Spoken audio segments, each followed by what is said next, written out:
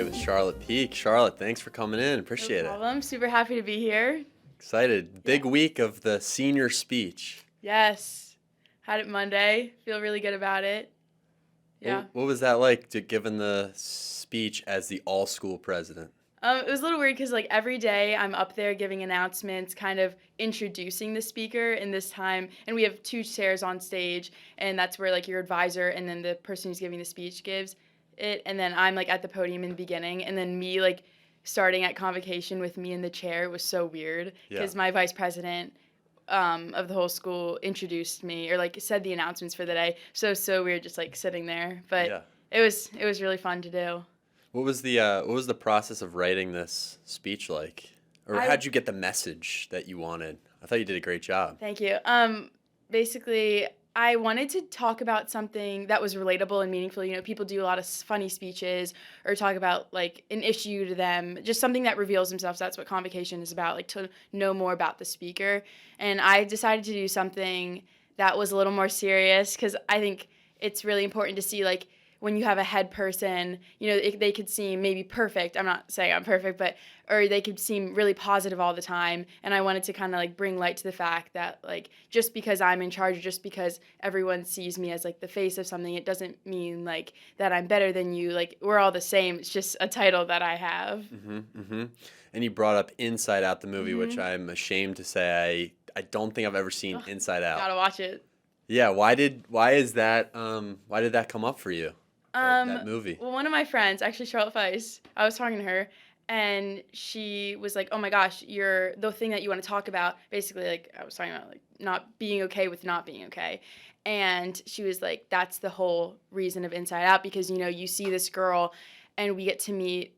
Like, or we get to see what's going inside of her brain, and you meet the 5 emotions that she has, and you see that joy is like the main factor, which is very similar to me. And throughout the movie, you see joy like overriding all of the emotions, and none of the emotions kind of have a say in anything she does because joy thinks everything should be happy, everything should be controlled by happiness, which is like, yeah, that's a great thing to have, but also if you're just happy all the time, like you won't feel or like you won't understand like the levels of your mistakes or like how you can get better by something. Yeah, I really like that, especially, you know, in leadership, in our leadership class, we were talking about enthusiasm just the day before.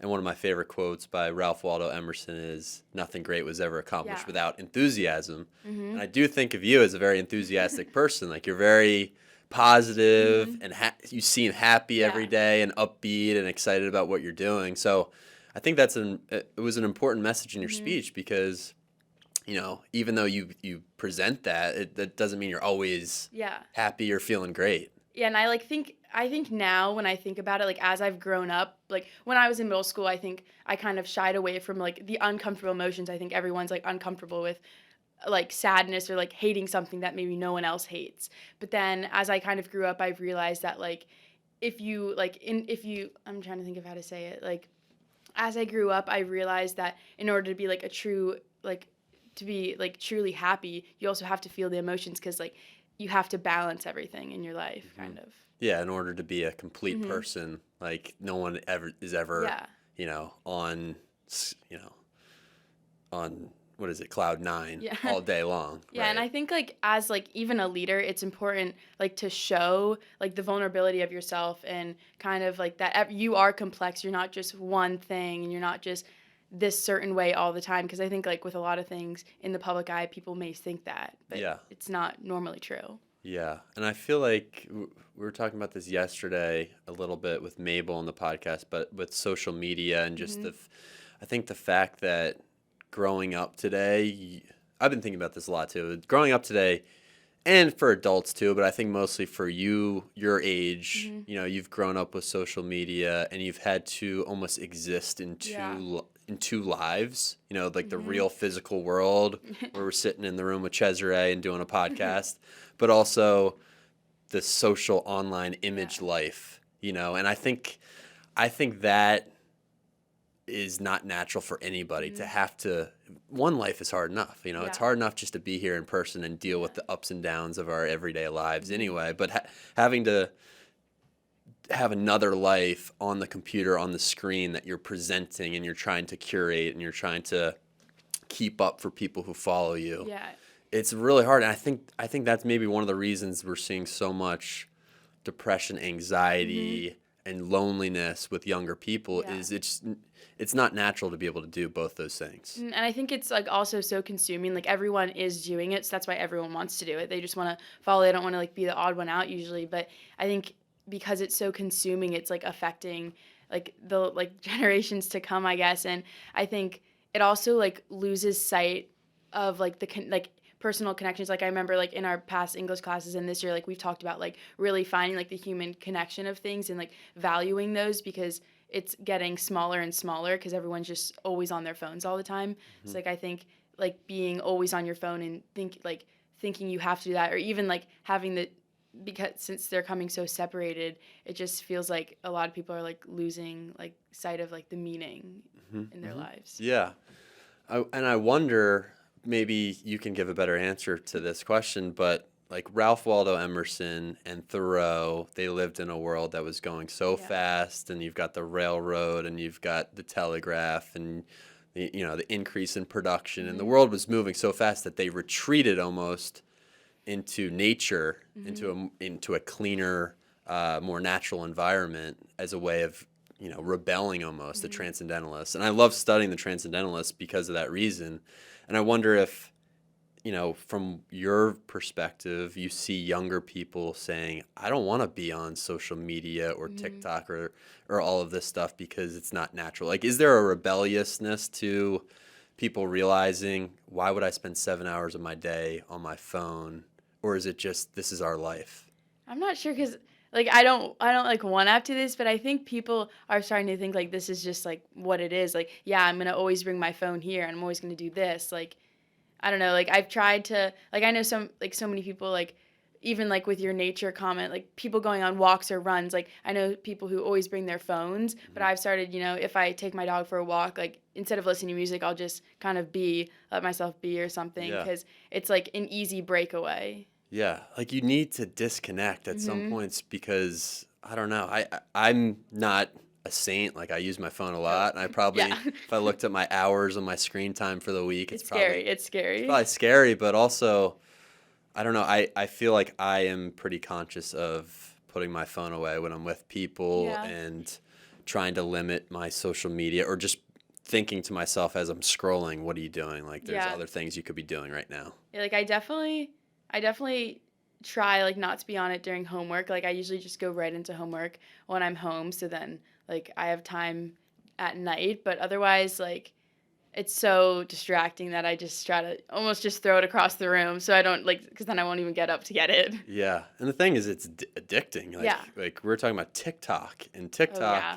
is not an app that I have, but I know how funny it is, how entertaining it is, and how good the algorithm is at finding videos that will entertain you. So Yeah. it's easy to understand why people sit on TikTok all day long. Yeah, like I understand it. I'll go on TikTok, but I probably will not see myself on there for more than like 5-10 minutes. Like for me personally, like I don't see like the point in just like sitting at my screen just like scrolling and scrolling. Like sure it's like for like it's videos like designed for like what I might like, but I know some of my friends like they'll just be on it for hours and hours and I don't know how to do that. Yeah, yeah.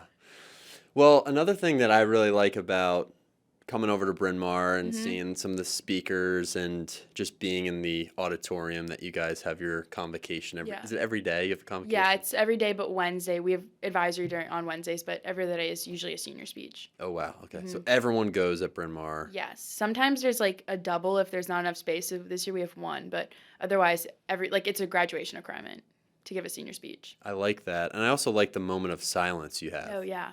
Why is that a thing? Do you know? I think it's to get people present. Like from lunch, everyone's probably like a little hyper or like they're talking to their friends, they're on their phones, things like that. I think it's like nice to be present and come together when everyone in the upper school, faculty, anyone else who wants to listen to that speech for the day is fully present. You have to respect the speaker. They want you to listen. Yeah. And I think I really like it. I usually like doing it every day. I had to like get used to making sure they were pretty much like the same amount of time. I usually do like a countdown from 10. Okay. But Oh, sometimes, that's interesting. but sometimes people would be like, "Oh, it was a little shorter today. Oh, a Yeah. little longer today," and I was like, "Oh, Yeah.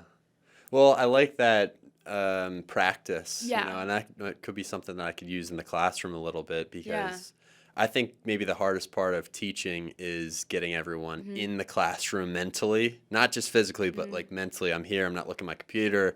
And that's part of the reasons why I do the phone thing at the beginning of oh yeah, class, which seems a little ridiculous. yeah, And it works, it works, Gilman wants us to do that, but it's not really about the phones because I know especially the juniors and seniors won't be yeah, on their phones too much during class, but it's about putting the distraction yeah." away and having it physically removed from you. Yes, and everyone's like fully committed to what we're learning that day. But no, I really like the moment of silence. Like it kind of reminds me of like the meditation we do in class. But I don't know, it just kind of I think it gets you present and like sets you up for what you're about to listen to, so there's no distractions. Yeah.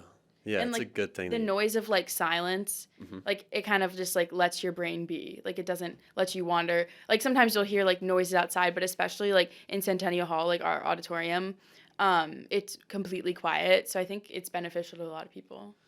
Something that I wish, and I'd love to hear your thoughts on this, something that I wish people did at Bryn Hmm. Mawr, and I'm not a person to give you guys advice on what to do, but I kind of wish, when you take the questions at the end, I wish people said, like, great speech, Charlotte. I really, like, a Yeah. couple people A did couple that, people did that. but some people shoot their hands up and just say, and try to stump you with a Yeah. question. And it's good because it forces you to answer quickly Yeah. on your feet. But I kind of wish there's, thank you, Yeah. Charlotte. I appreciate your message. Now, here's my question. Yeah, I like that.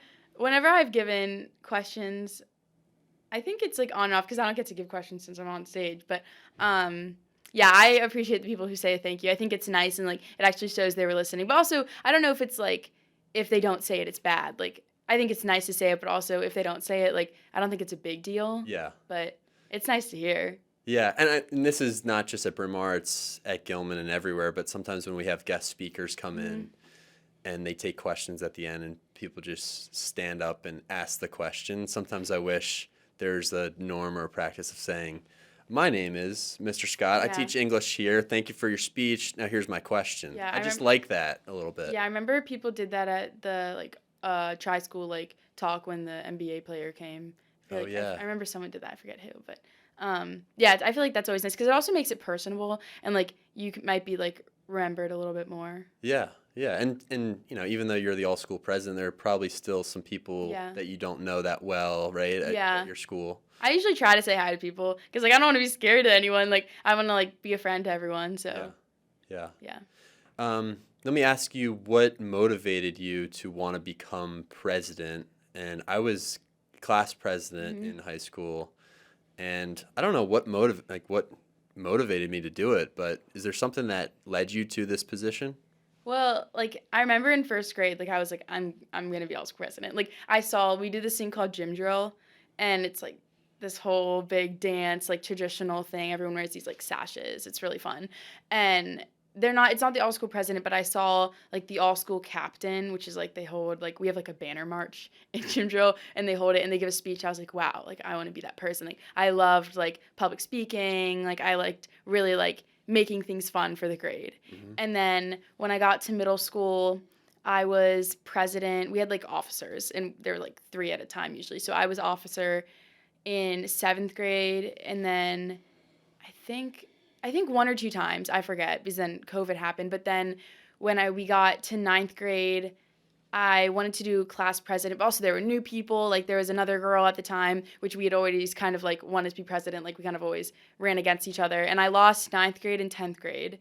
But I like knew I wanted to do it. Like I wasn't like just gonna be like okay, like no, like I someone who like doesn't really like to give up. So junior year, I decided maybe like I know a lot more people from other grades. I'm really good friends with like underclassmen. I was friends with seniors and juniors at the time since I was running at the end of my sophomore year.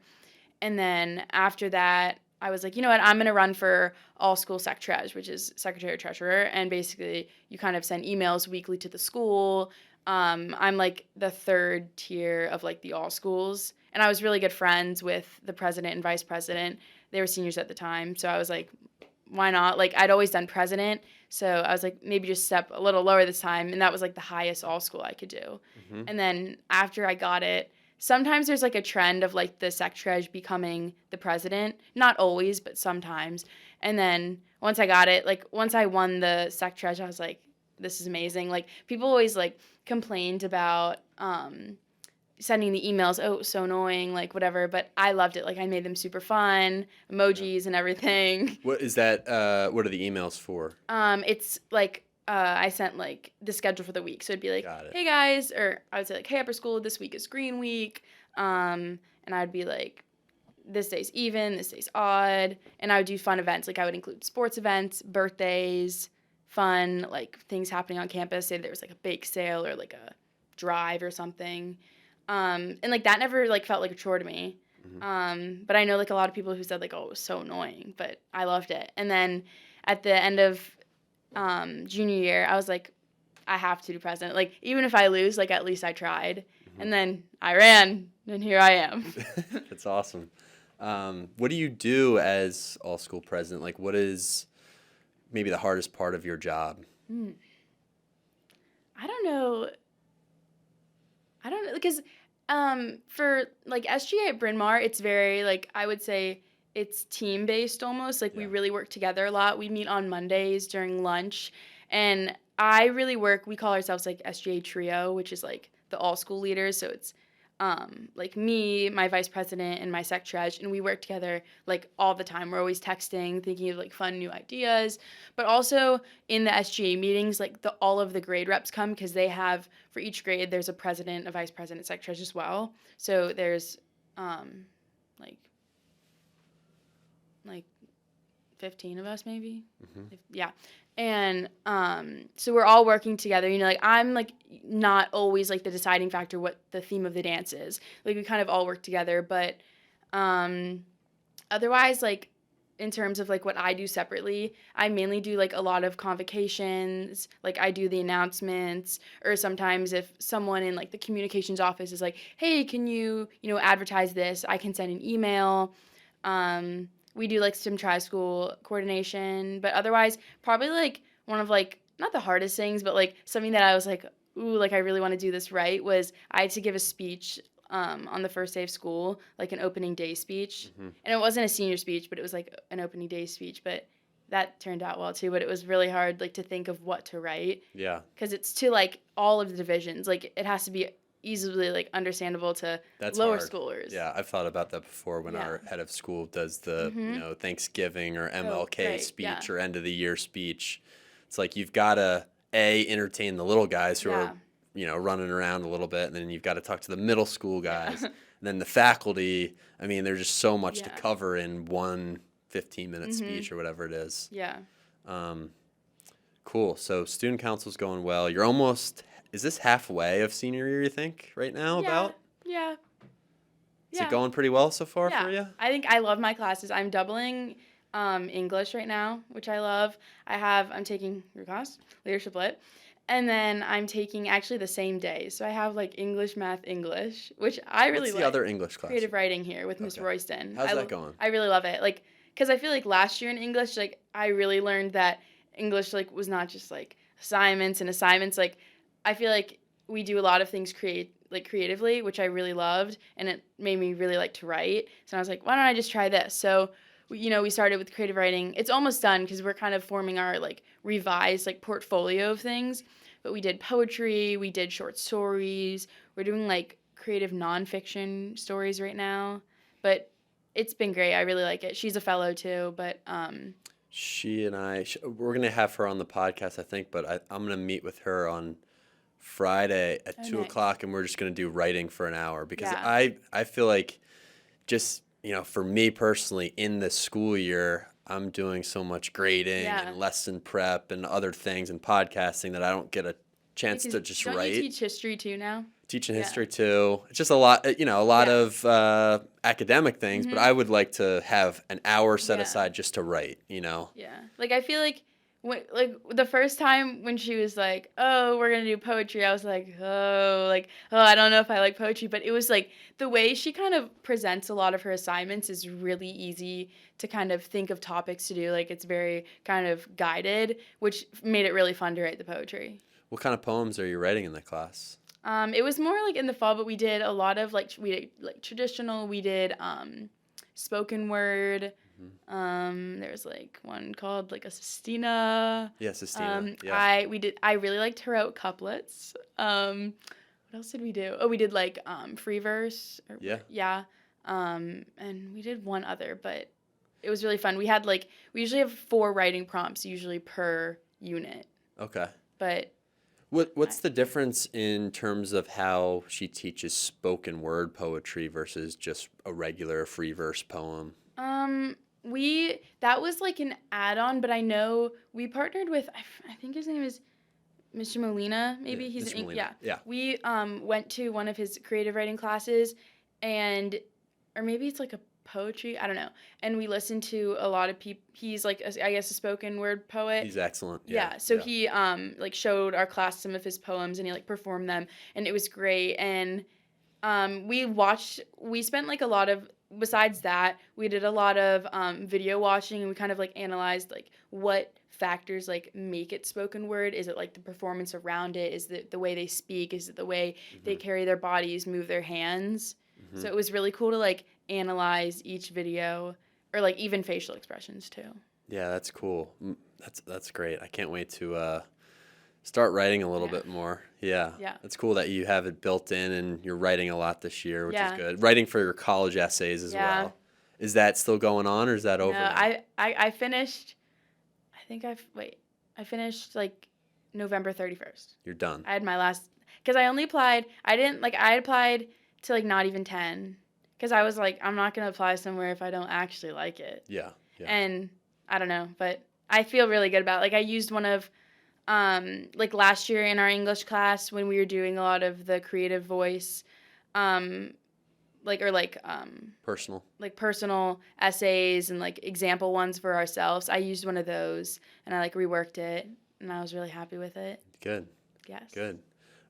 What college or colleges are you? I know this is like such an annoying question for seniors in high school, but where do you want to go? What do you want to do? The plan is to live in California. Or not live there, but go there. Yeah. A lot of my family lives out there and that's the plan. Like because I want to be a communications major with like a little business side to it, I guess. Mm-hmm. But like my dad's a professor in like business marketing. Oh, cool. But I took like an entrepreneurship class last year at Bryn Mawr and I really loved it. And I was like, maybe I could actually do something like this because I like doing like designing things for like fake companies, and that was really fun to me.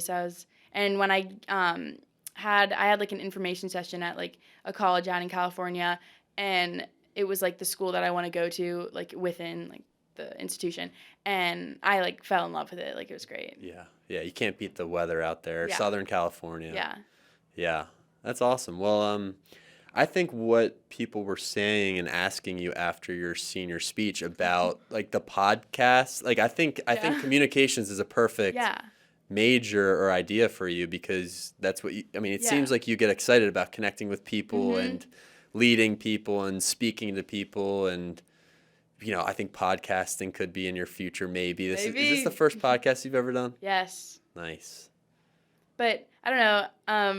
I remember someone asked me that. I was like, because she was like, "Oh, do you think you might want to do a podcast one day?" Like, I don't know. I just like talking to people. Like, I feel like I really like feed off of other people's energy. Yeah. But yeah, like within communication specifically, I'm looking at like public relations, which is like giving like making connections, like giving like brands like a positive outlook, making them like look good, but also like connecting them with like real like other people in different industries. So I feel like that'd be fun. Yeah, it's so interesting because as much as we at the beginning of this episode kind of ripped on social media, I think thinking about like being a curator and working for a company to like appeal to people in a marketing sort of way is really kind of interesting. You've got to figure out ways as a marketer or public relations person to catch people's attention amidst so much distraction and other things that people are attracted to. Yeah. So it's interesting. Yeah. So Charlotte, let me ask you, in your time at Bryn Mawr, freshman, how long have you gone to Bryn Mawr? I've been there since first grade. First grade, Yeah, oh my like God. my whole entire life. So let's just think freshman year till now. Like, how do you think you've changed as a person in these 4 years? Just thinking, you're a senior, about to graduate, and a lot of change happens in high school. I think I've done a better job of, like, being more confident, like, in myself and, like, kind of zoning out of, like, the competitiveness at Bryn Mawr. I feel like it's really talked of, like, everyone's always like, oh, like, we talked about this the other day in English, how everyone's kind of saying, oh, what'd you get? Like, I was in a class the other day, and they're like, oh, what'd you get? And I was like, like, I don't know. I don't really like to, like, okay, I will say, like, I like to know what people get, but not, like, because I'm like, oh, I did better than you. I just, like, want to know. Yeah. But, because I remember someone made a point in our class where it was like, well, it's kind of like you can just compare it to yourself, but also, like, that's really hard to do. Right. So I think I've done a better job of kind of, saying, like, if I fail, like, that's fine. Like, I'll go to office hours and I'll, like, work hard to do better. Like, I think I've been more open to, like, the possibility of, like, yeah, like, I can do it. Yeah. So comparing yourself to yourself and Almost, figuring out ways to. I think that's a really good, like, learning experience. In high school, I had the same experience. There was a guy I was friends with in 8th, 9th grade, or he was in my classes. I was friends with him throughout high school, but he just was naturally a very smart guy and really good at math and science and that sort of thing. And math was not my thing. Not my thing either. So I would look at his math scores and be like, why can't I get those grades? And like, we study the same way, we do all these things, like, what's going on there? But I don't know, just comparing yourself to people who are different than you and in the ways their brain works. I was just better at English, was better at writing and better at history and more interested in that stuff too. And I'm sure he was just as good because he's really smart. But sitting there and thinking and comparing myself to him did not do me any favors. Like, it really never does good. And, like, if you just kind of keep putting yourself down like that, it won't go up. You kind of, like, you have to put in the work. Like, you have to put effort. But once you start doing that, like, it'll turn out great. Yeah. It's funny, you think that this type of comparison to other people would die out after high school, but no. I mean, I'm in grad school in the summer, and everyone's doing the same thing. You get your paper back in grad school. The grades don't matter. It's grad school. You're going to get your degree. Everyone gets B+, A-, A. It doesn't matter. But everyone's still looking around like, hey, what'd you get? Like, what is going on here? It's definitely, it's way easier said than done. Like, I definitely think, like, you can so easily say things like that, but really, like, it does take time. Like, you have to have the patience for it. Yeah, and especially if you're a competitive person, like, you do want to excel. Even at the expense of other people, you want to beat people. So I get that. So what is your favorite thing about Bryn Mawr as a place, and what is something that? Well, let's start with that question. Like, I don't know. Like, I've been there my whole entire life. Like, I remember in my, like, yearbook page, I said something about how Bryn Mawr, like, it's truly, like, been my second home. Like, the way, like, we can so easily connect with our teachers and my friends. Like, it's just so easy to do it. And I think it's a lot of, like, I know we've talked about this in class before, but, like, being at, like, an all-girls school, like, just, I think that, like, everyone can relate so much better. And I think my favorite thing about it is just, like, how, like, so at ease it is. Like, I can so easily go up to a teacher, even if it's not school related, just about anything. Like, with my dean of students, like, I'll just go into the hangout sometimes. And it's just super fun. Like, I love moments like that. Or even, like, just with my friends, just hanging out, like, not even on our phones, we'll just be talking about stuff. Like, I just think the ease Bryn Mawr, like, gives you of, like, making relationships and making those connections. Yeah.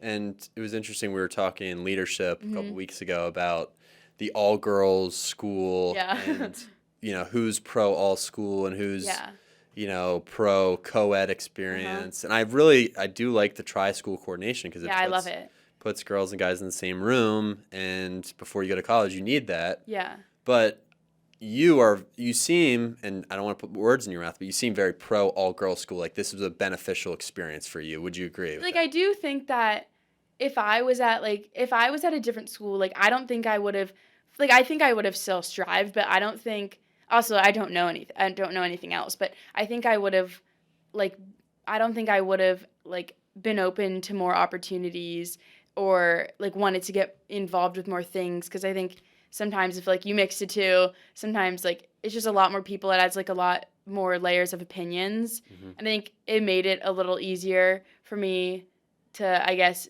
not like, okay, compete against people, but like kind of like learn against people and like learn against people like who I may be more similar to, Yeah. but also Yeah. don't know anything. But definitely with the tri-school coordination, like it was also like, it wasn't that different for me. Like I have two older brothers. And Yeah. so like having boys in the house, like it wasn't that different. Like I Right. didn't really see a shift. I think I like both, but since I've only known only girls, I Yeah. think that's why I like have a lot of like I'm really passionate about it. Yeah. It's just so interesting to me because, I work at an all boys school and I think Mhm. there are some benefits to the all Oh boys yeah, 100%. experience. But I also wonder, like, I don't know, what would be different if this was a co-ed school Yeah. and, when you go out into the world, when you go to college, you're going to be with girls and guys in the same Mhm. room. I don't know. I don't think one's better than the other. They're Oh just yeah. different. And I'm curious I went to a co-ed school and I Mhm. had girls in my class all the time. And I like that. I appreciate that. But I Mhm. wonder from you guys who are actually living it, like if Yeah. you're really pro one or the other. Yeah, like I don't even necessarily, I just think I don't know the other, but also I think even if you're talking or like arguing about, oh, all boys is better, all girls, like I feel like they'll be for the same reasons. Yeah. Like people just be like, oh, like you can connect better with them. Yeah, you can connect better with either one, like Right. even if they're alone. I think with co-ed, like with some people, I think maybe it's easier to like open up and maybe be like more vulnerable in like a one gendered session or like one gendered like area maybe or Yeah. like system. But I really think like I don't know if it really makes a difference, maybe in my opinion, but I don't know. I think yeah, like I said, I think if you have like all boys and all girls, I think they show the same values. Like obviously, Yeah. they're yeah. So I'm the oldest with two younger sisters, and Oh you're the youngest with two older yes, brothers. opposite. So we're opposite. What's that experience like being the youngest with two older brothers? And how old are your brothers? Okay, so my oldest one, Ben, he's a junior at Davidson. He's abroad right now. But so I haven't seen him like I don't know, since like August Where something. is he abroad? Amsterdam. Oh, cool. But it's really cool. Like all of his friends and him are abroad, so they've been visiting each other. Like he was just in Italy the past week. He was like, "Oh yeah, I just like saw this thing," and I was like, "Great."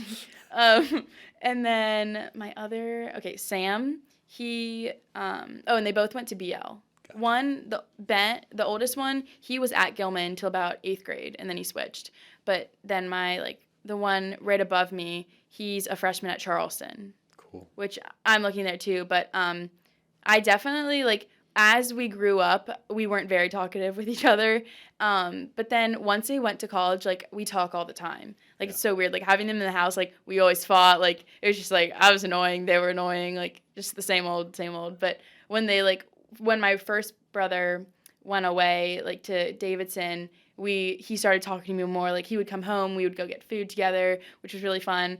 And since my other brother is only 1 year older than me, now that he's gone, like we like realize how similar we are, Interesting. which is so weird. Huh. Yeah, my little sister's 8th grade, and she's calling me up last night to help her with her essay in Oh, English nice. class, and it's funny how that stuff happens. But cool. Mhm. Well, Charlotte, a name that has not come up yet is the person of the year, who is Taylor Swift. Oh, Um, time. so Taylor Swift, an influence of yours, someone you Yes. love to listen to and look up to. What is the appeal of Taylor Swift? Why is she so Mm. attractive to younger women, older women, everybody, Travis Kelce, everybody? I think, well, to one point, I think she normalizes everything that is not normalized. Like, I think she says things that people are scared to. And as she switched, like, in between her different eras, like, she took a break before she went into her, like, Reputation era. That's, like, the one where it's, like, a lot of pop songs, like, everything went black. Mm-hmm. And it's, like, her rep. And she kind of, like, talked back to everyone, you know, who had been hating on her and all these things. And I hadn't, like, seen someone do that before. And I think it's so risky to do that as, like a professional artist. Like, she doing that and, like, explaining, like, your worth and, like, going against what these other people are saying, like, is messy. And I think it's so inspiring, like, how she wasn't afraid to do that. Mm-hmm. Like, it's even in any context, like, doing something that is against the norm and, like, going against it and being fully confident in yourself, even if no one else is on your side. Like, she still continued to do it, and she, like, persevered through the hate, and then look where she is today. Mm-hmm. Like, I think her story is so inspiring in that way. Yeah, she's really authentic, and she, Yeah. you know, I like how she, almost like the Inside Out message Mm-hmm. too, is like she, in her different albums, Yeah. she's talking about different experiences that she's Yeah. had, for better, for worse. Mm-hmm.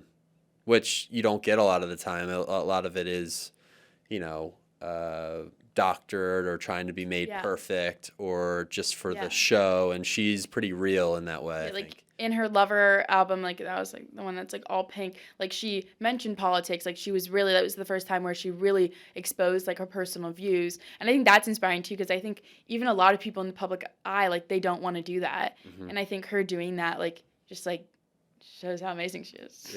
Like, she's even just so talented. Like, if you really, like, sit down and listen to her lyrics, like, she's a great writer. Yeah, yeah. Like, she's great. I think that's something to bring up with Miss Royston in your creative writing class, Yeah. because she really is a talented poet too. Yeah. There actually, I read there's a class at Harvard about Taylor Swift as a writer. I think I saw that too. Yeah, which is fascinating. Yeah, like, as my as there was, like, a college application question that was like, if you had to teach any class, what would it be on? And I did, like, Taylor Swift, and then the art of being the, like, woman, but, like, man, like woe, and then man, because, like, parentheses woe, like, WO, because she has a song that's called The Man, and she has, like, a whole music video about it, but she's like, if I'd be the man, and she says, like, all of these things, and, like, going against, like, the gender norms of stuff. And it's a funny music video, but it's a really good song. Yeah. And it's just, like, so I think it's inspiring to, like, younger people, because I think she is in an industry where she might be, like, dominated by, like, men, and I think it's, like, powerful for people to actually, like, be okay with showing their vulnerability and views on those things. Mm-hmm. Awesome. So, book recommendation that you have for our listeners and our YouTube viewers, if people watch on YouTube. I recommend The Midnight Library by Matt Haig. It kind of reminds me of When Breath Becomes Air a little bit, but it's about this woman named Nora, and she's about, like, 30 years old, I think, like, 35 or something. And she, like, at first starts out, like, she shows her life. She's really unhappy with her life. She's almost, like, depressed. And she decides to end her life, like, she dies.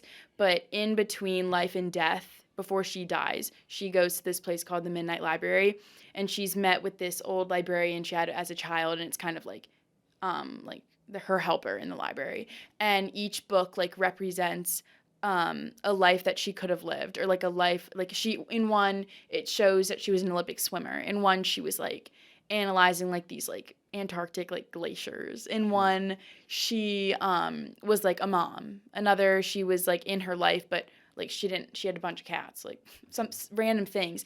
But then by the end, she realizes that, like, she doesn't want any other life. She wants to live, because she started, like, ending her life with, like, not wanting to live. She was so unhappy. She didn't want to live. And then she realized that, like, in order to live, like, you just have to keep pushing forward. Like, even if something doesn't go your way, like, you can fix it. Like, you can, like, have hope. And, like, there's a line at the end where she talks about, like, having hope. And I know that's what in Breath Becomes Air talks about, like, you know, having hope, finding meaning in your life. Mm-hmm.